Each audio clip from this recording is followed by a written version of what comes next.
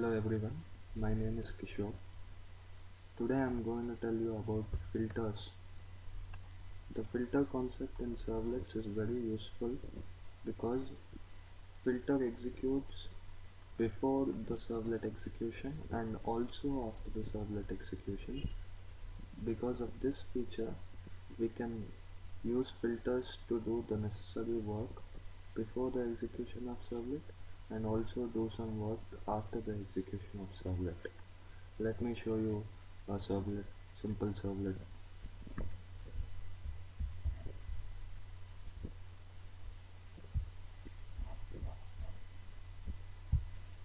This is a servlet that is implementing.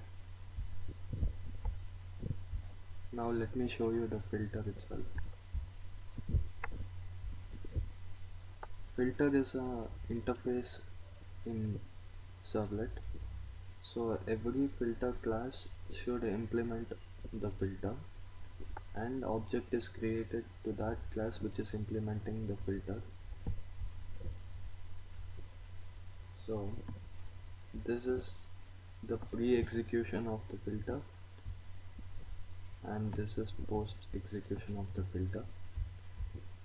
Whatever statements are before this chain.do filter, that is pre-execution, and whatever that is there after this chain is the post-execution of the filter.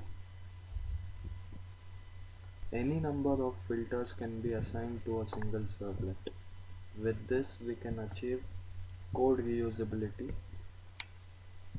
The order of execution of filters will be the order in which we have defined the filters in the web.xml. That is the order that is maintained to execute the filters. Now let me tell you about the life cycle of the filter. This is a servlet 4 that is implementing the filter. Let me run this and then start explaining the life cycle.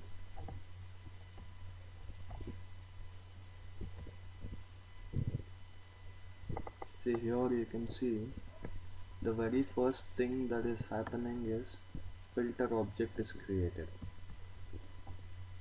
This is the first thing that happens. Every filter that is available on the application is loaded.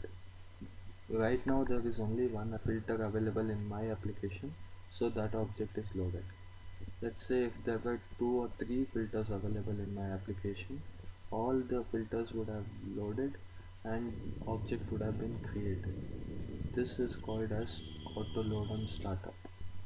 Auto load on startup is doing this. With this, all the filter objects are ready to serve, and the next thing that is happening is init method is started. Init method can be used to initialize some required attributes or fields that we may require to use in the filter. These two things happen when the application is started. After the application is started, the next thing that happens is servlet object is created. This servlet object is the resource which we are going to execute before and after execution of this through the filter.